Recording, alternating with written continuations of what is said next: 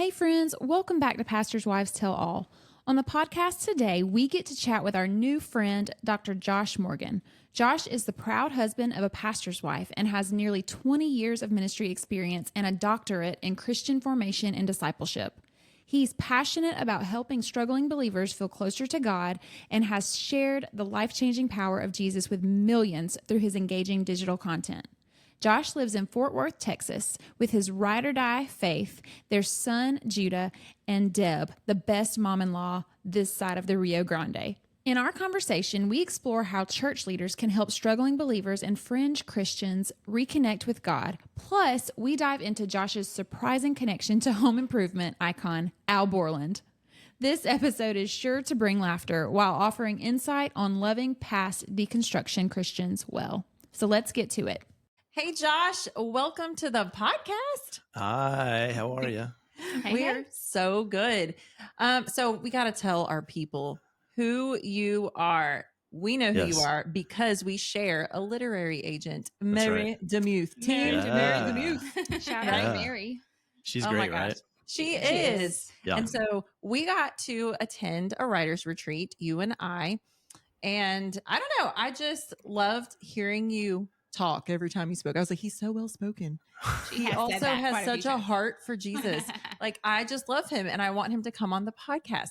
Oh, so, that's nice. For those who don't know who you are, could you just jump in, tell us just a little bit about your testimony, backstory, what you do, just a little bit of an elevator pitch of who Josh is. Oh my gosh, Josh, before you tell us that, can you please rise a bit so our people watching you can see what you're wearing? I can't get over it. Oh my goodness. He's wearing some of our merch. That's amazing. That's one of the coolest sweatshirts I've seen in a long time. It makes my heart happy. I'm the proud husband of a pastor's wife. So I was like, I gotta get one of those. So good. Can I also, before you introduce yourself, just say one thing? So obviously me and Jessica did not get to go to the writer's retreat and meet you, but you had messaged us on Instagram, you know, like, hey, Mary's followers, Mary's people. We're in a cult. Yes, actually. Anyway, so I was like, oh, who's this? And I went and looked at your Instagram profile and I was like, oh my gosh. Fun fact, we've been watching Home Improvement with our kids. Yeah. We started watching that because I was like, we used to watch this as kids and with my parents and loved it. And I was like, he kind of looks like Al Borland. You know, Al Borland from Home Improvement. And except younger. Except younger. Yes, of course. Way younger. And I told him that in a voice message and he said, I don't think so, Jen. I will not tell you how long I laughed at that. You know, what's so really the coincidence? I mean, it's super crazy, but on my desk, I actually keep this. Stop it. Yeah. Hold on. So this is a thing. People have actually told you that you look like him. This is a signed, autographed celebrity photo of Richard Korn. Oh, I can't right now. Yeah. I think he's leaning on a yoga ball or something. That is that's such a glamour shot. Are you related? Because it seems like you might be. I 100% printed and framed this like 30 minutes ago and signed it myself. So yeah. And I was just hoping you brought that up, Jen. So I'm dying right now. My day has been made. This is staying on my desk though. It's going to be somewhere in my office. Good. Because you could tell people that y'all are related and they would 100% believe you. 100%. All the golden people. My dad actually does have a signed autograph photo of him because he worked with Richard's wife. So he actually does have one. That's true. That's even more random. Maybe you have an uncle you don't know about. I'm just saying. So funny. Anyway, so Josh is funny. Yeah. So there's that. Yeah, well, thanks. Tell us more. I appreciate it. Yeah, so I'm a pastor in Fort Worth. My wife, Faith, and I live in Fort Worth. We have a little 5-year-old boy, sweetest man, just such a fun little guy. And then we live also with Faith's mom. And so that's our little family in Southwest Fort Worth. And I'm a pastor at a church called Hewland Street Church. It's a little church down there. It's a really sweet church. It's growing. It's full of just such kind, sweet people. We've been there about a year now. It's been such a refreshing experience. It's been so exciting. I love that. And then Stephanie and I met at the retreat because I've been for a couple of years kind of had this idea for a book and ended up meeting Mary. And, one of the things kind of along the way, I've been in ministry for about 20 years now.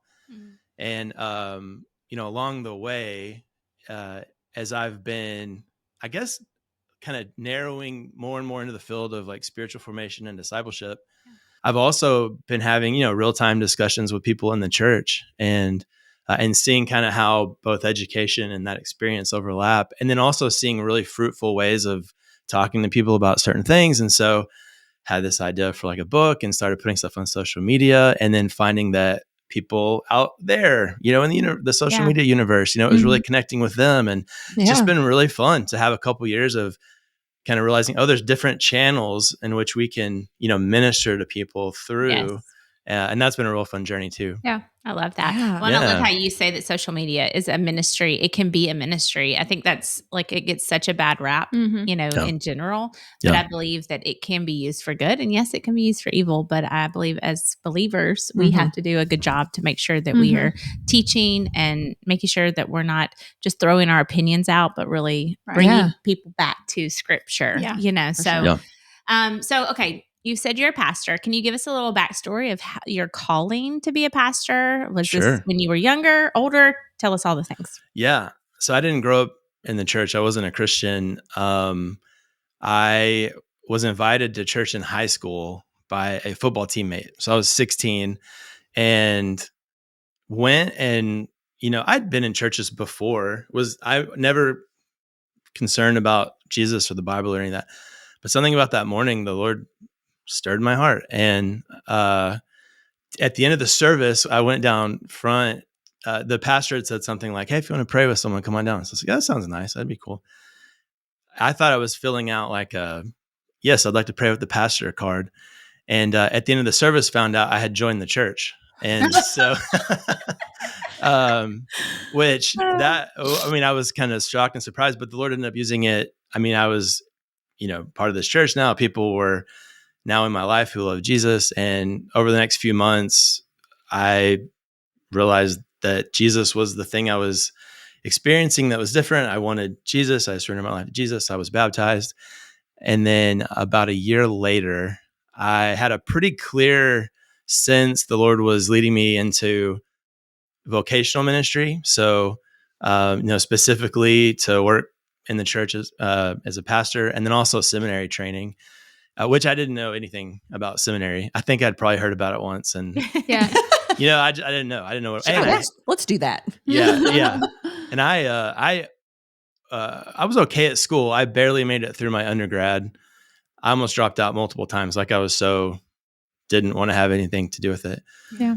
But towards the end of college, the campus ministry director at Texas State, that's where Faith and I went to college, asked me to work with him, but I had to graduate first. And that was really exciting. So I booked it. I think I did like a 23-hour spring and a 21-hour summer. Ooh. And I walked on a Friday and I started working for him on a Monday. Wow. And he, that was a season at that student ministry. That was a season where the Lord put 3 real specific people in my life that had a huge impact on me. Mm-hmm. And I still look back at that as this kind of pivotal moment where, one, I'm so appreciative and so grateful for those people. But 2, I just think it was during such a formative time that I want to be that to other people, Yeah. And so, and then just kind of, there's more, a lot more to that story. And it's an exciting one.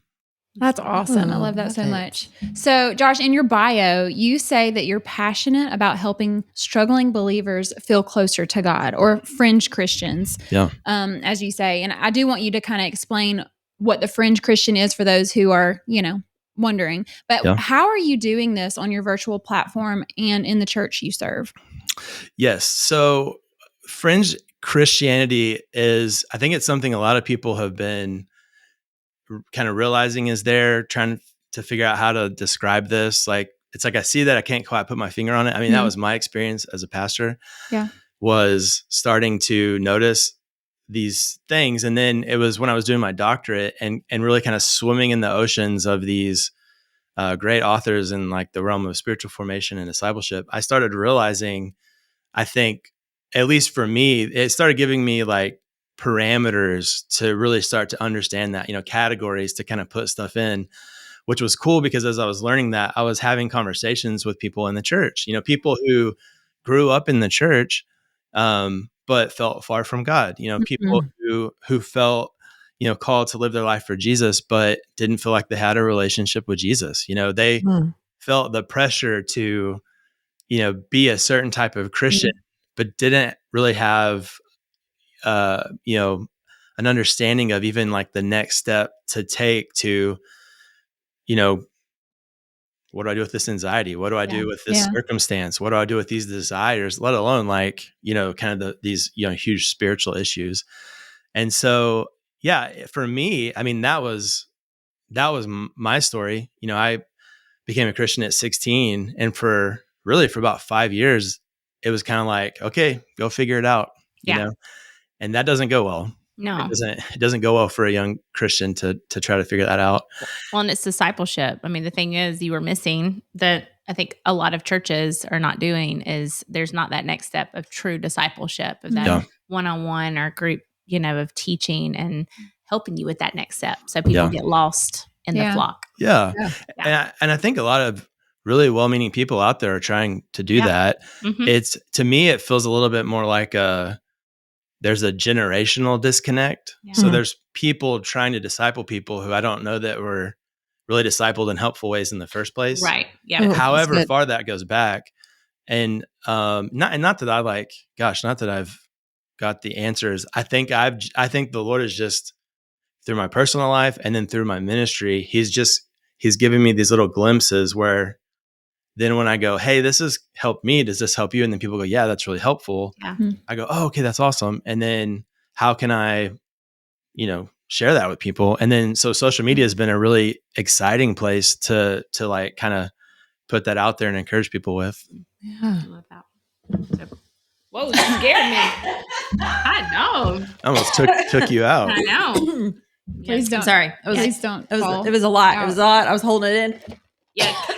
I don't know the Heimlich. Feel free to hit you really hard, but feel free to give me one of these if you're like, all right, Josh. No, no, you're good. No, you're great. That was perfect. It's great. Do something different than that. Okay. Got him to, okay.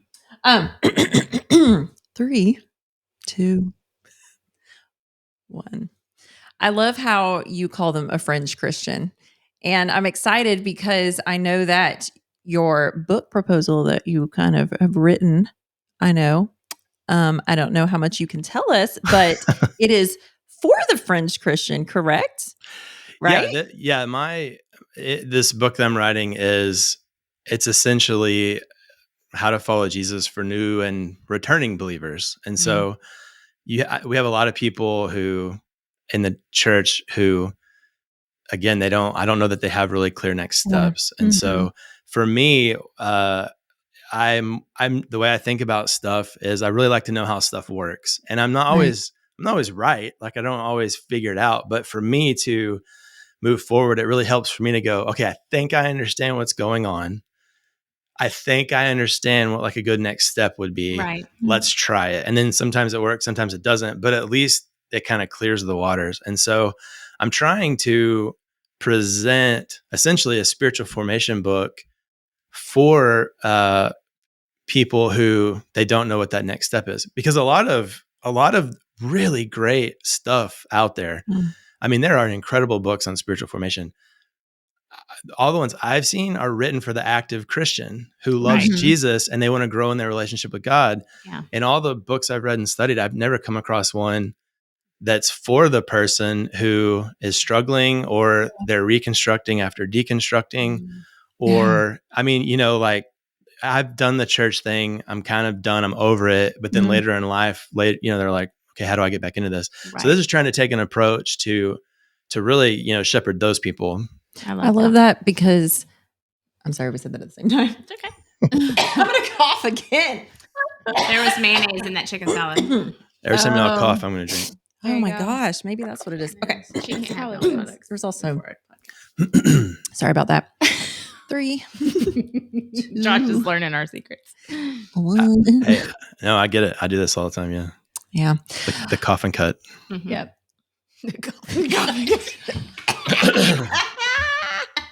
Yeah. I'm gonna laugh. I'm going to think about that while I'm editing this later. The cough and cut. Yeah. The cough and cut. Wax on and off. Okay. Cough. Okay. And cut. Yes. Yes. Exactly. Oh, I like Yeah. Like the bend And and snap. The bend and snap. Bend and snap. Yes. Oh my Okay. gosh. Josh is our So, people. anywho. Okay. I'm going to wait for everyone to calm down. Anywho. I can't look at you. Just go. Go ahead.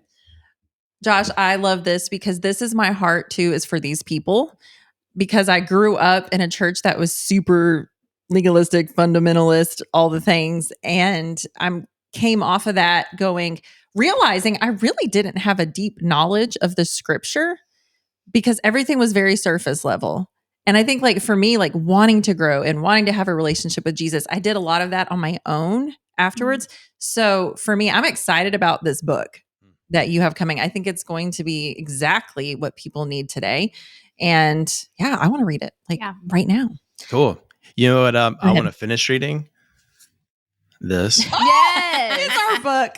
Yeah. Yay. Please So- do. It's on my to-do Loved list. it. Yeah. Nice. Let us know what you Well, think. So, Yeah. okay. So I want to kind of go, we're all in ministry, all Mhm. four of us right here that are Mhm. talking. Mm. And I think as you talk about the fringe Christian, I think this is the Christian. These are the people that I think ministry leaders and other people of the church get the most frustrated at. Like, because you see the potential, you see that they're saying they are this, but they're walking a different way, or, they get so frustrated they walk away completely. And we can spend a lot of times really being aggravated and really can turn into judgmental, like all kinds of things. So how can we as ministry leaders and people that are plugged into the church and really trying to grow, how can we not become that Pharisee and not become that judgmental Christian? And how can we love them better? And maybe like, where did this go wrong? Yeah. That's good. I mean, gosh, I'm no guru. I mean, I'm just in the middle of this with everybody else. So personally, is just how I feel about this. The most important thing for me or you or anybody else is we have to let Jesus transform us. Like we have to position ourselves before him daily in a way that allows him to shine light on the dark things in our heart, to humble us to the point where we give those things to him. I mean, that's really, it got to be where it starts because we're not going to see people rightly until he allows us to see them the way that he sees them. Right. And the only way that's going to happen is if, he replaces the us with him, and then we look more like him and forward. So I think second is, so then there's this juxtaposition between, are we discipling people to Jesus or are we discipling to people to like systems? Right. And I get it. I have spent years, obsessing over systems because systems are easy. Systems you can see and you can measure and you can plan and you can perform systems, but it's so much more difficult to try to, get metrics on like true spiritual formation, which that was actually why one of the things that made me want to do a doctorate was back when like atomic habits and things like that were coming out. I was like, I wonder if, you have like physical trainers, you've got like financial planners, you've got guys coming out with books like Atomic Habits and the Full Focus Planner. I was like, I wonder if any of that you can do that like over in the spiritual realm. And actually kind of found, I think that a lot of the New Testament, especially Paul, I think he does lay out a lot of like spiritual benchmarks, which is super helpful and super encouraging. Or, even like the fruit of the Spirit, that's like, hey, these are measurable. Like I used to be less kind. Now I'm more kind. Praise God for evidence of the Spirit, and so, that's a big difference. I mean, it's a big difference to prioritize people and their good over like your own personal gain or your own personal platform, things like that. So I think that's probably where it gets off course is when, people become commodities and they're treated as such, Yeah. Yeah. I think also, like, if you just kind of think, like, so now you've talked to the ministry leaders, you've talked to the other pastors and people that are really plugged into church. But, like, if you have a moment with this, with our people that are listening, like, how, like, for those that are the fringe Christians listening right now, like, what's something that you would tell them? Like, where's like one step that they can move forward in? Yeah. Something really sweet about social media has been, it's the same boldness that people have, I guess, when they're driving and like they're not afraid to, show their anger or whatever. There's like I think because they have some sense of security where they can kind of open up about their struggles. And so, I mean, people are just really raw about, this sounds great. I feel far from God. I don't know what to do. I don't think he likes me anymore. I think he's forgotten me. So man, that is just not true. Like that is, he could not love you anymore. You could not be more valuable because God sent his son to die for you. Like that's how special you are. He is present. He's immovable. Like he is unshakable. He doesn't just see you now, which he does, but he also sees who you're going to become, And I mean, it's such a sweet relationship that we get to have with him. And so I would say, one, like, man, don't give up, don't walk away.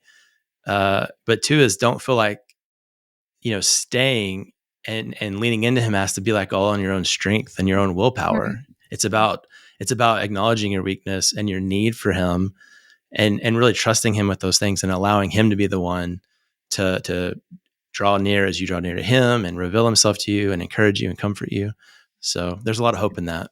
Yeah, that's so good. Because there are a lot of maybe even leaders who are listening who might be in that place. I thought about Andrew Cowart when we interviewed him and how he talked about, like, people don't think about this often, but people think that ministry leaders have it all together and that they're like super, super close to the Lord, and they should be super close to the Lord, but they go through seasons of doubt also. Yeah. And I think if you are one of those ministry leaders and you're going through that, like, don't feel like you're alone in it, because you're not. Some people might be embarrassed to even say that out loud. So bringing it to the light, I think, is huge. Yeah. I'm sure there are, because I was one. As a young pastor, I was not reading the Bible. I was not super excited about, like, serving. I didn't really, there were seasons where I didn't know, like, I didn't know how to grow in my relationship with the Lord. There was a lot of maturation, but sometimes it's easy for, people to get into leadership positions who, maybe they haven't experienced those things. Maybe they're learning as they go. Mm-hmm. Praise God though, that, he matures all of us and he refines all of us. Yeah. And, I think remembering that too is like, pastors are lead servants. Yeah. They don't have it all together. They're in this with you. They've just said, you know what, I'm going to spend my life trying to equip the saints for the work of ministry and trust the Lord with it, Yeah. That's good. That's so good. Pastors are lead servants. The word right there. Okay, Josh. Mm-hmm. Okay. So Josh, what has been your most favorite thing about being a pastor? And also we want to hear what the hardest thing has been as well. Yeah.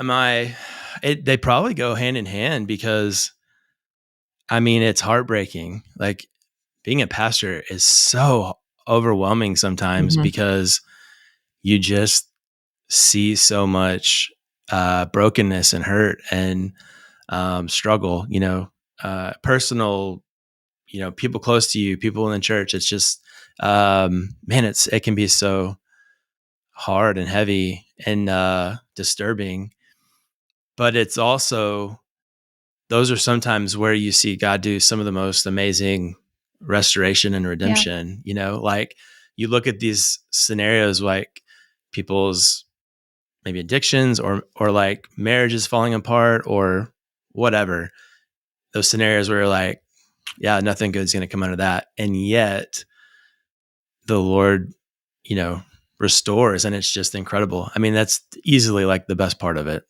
Yeah. It's amazing. It's a front row seat. Yeah. And I agree. Like, Well, we always say the hardest and best thing is the people. Yeah. But you're right. Like, it is heartbreaking watching when somebody falls or they're going through something really difficult, and then you're feeling every bit of it for them, especially if you are somewhat of an empath. You could really take all that on. Yeah. But then at the same time, it's so great watching them just take that next step in their faith. And Yeah. Totally agree. I would say all of us would. Yeah. Right? Is that you guys? Are you all super empathetic? Well, are one of you like the cold-blooded killer? I'm a little bit of both. Who would you guess if you were to guess one of us? Oh, you did just say it. I missed it. I'm gonna say you, since you asked that question. That's pretty. That was you.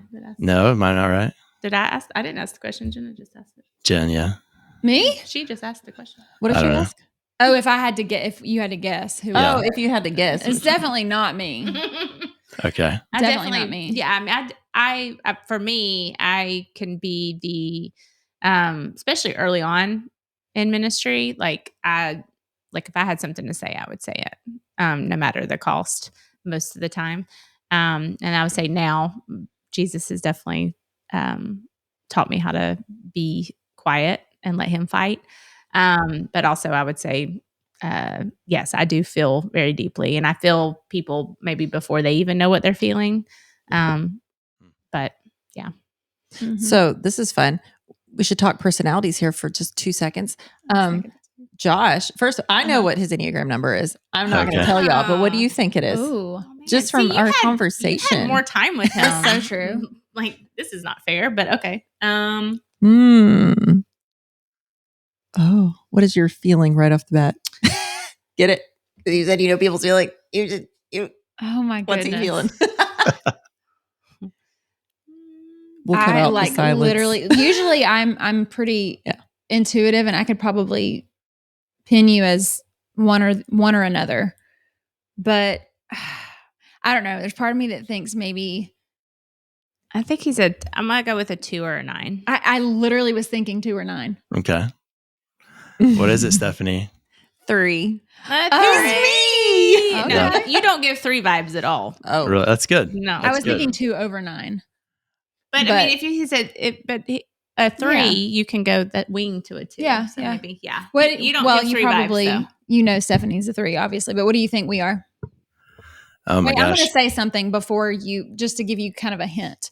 Okay. So Jessica said that she, early on in ministry, she would, if she had something to say, she would say it. Okay. Well, me, on the other hand, I'm gonna keep my mouth shut unless I 100% feel like what I say is going to be good for that moment. Okay. Yeah. It's going to be right. It's got to be right. Okay. I am not an expert in the Enneagram. Are all you guys different numbers? Yeah. Yes. Okay. So Stephanie's a 3. Where my mind went with Jessica was maybe like a 1 or a 5. Okay. Interesting. But I don't know. Which one of those is the really cool, fun party person? Neither one. Well, 7. I'm just kidding. 7. Yeah. Well, because you said like you like speak your mind, and so 1s are all about like justice, right? Mm-hmm. And 5s are all about like facts and stuff like that. Mm-hmm. And then I guess Jen, are you a 2? One of you has to be a 2. I am an 8, and in health I go to a 2. That would make sense. Yeah. Yes. Okay. She's a challenger. She is a 1, and I'm a 1. Okay. Recovering perfectionist over here. let me bring it back to the Enneagram 3 for a second, since there's 2 of us. Yeah. So when I knew that he was me is when he got excited about spreadsheets and having everything in order, and the way he works, like with YouTube and social media, and how he likes to figure out, well, what is going to work and what days and what times and whatever and blah, blah. Like, as he's talking, I'm like, you are me. I went, that's awesome. Oh my God. Yeah. We So, are the same. I love spreadsheets. One of the things I started recently is this new podcast. It's called 8-ish Minute Bible Study Podcast. And one of the first things I did was I created a spreadsheet. And because I was like, how I'm going to go through the book of John. How am I going to divide this up? How am I going to name them? How am I going to create templates? They're going to help me like I mean, I just I went straight like nerd, spreadsheet nerd. And it's been super helpful. It's been great, and I love it. Amazing. Yeah, I love it. Little overachiever. Okay, so let's get back. Yes. So we have 3 final questions that I really actually want to hear from you. And know what you do. So let's go. Good. 3 final questions. You ready? Rapid fire. Yeah. If you could go back and give your pre-pastor self one piece of advice, what would it be? Yeah, I think it would be surrender your need to be liked. I feel that. Or you're going to start worshiping people instead of leading people to the cross. I mean, those don't work together. That's good. That's real good. Oh gosh, Preach it. Spoke to my soul. Okay, Josh, what do you do either by yourself or with your spouse to get your mind off of all ministry things? Okay. So we love home renovation shows. Yeah. Like home improvement shows? Like his dad's on. Okay.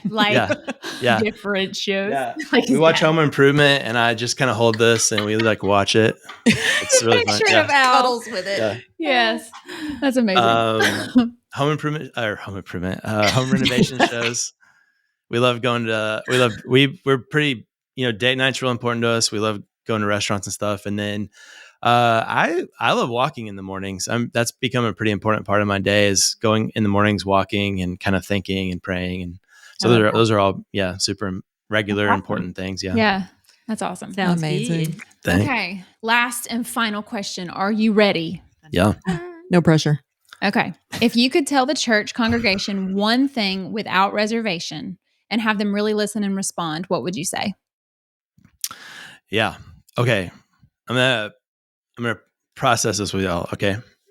So Jesus is king and this is his kingdom, and one day the king's coming back, which means that at some point, every one of us is going to have a moment where we stand before the king and we have a conversation with him about how we stewarded our lives, either for his glory or we used his name for our glory.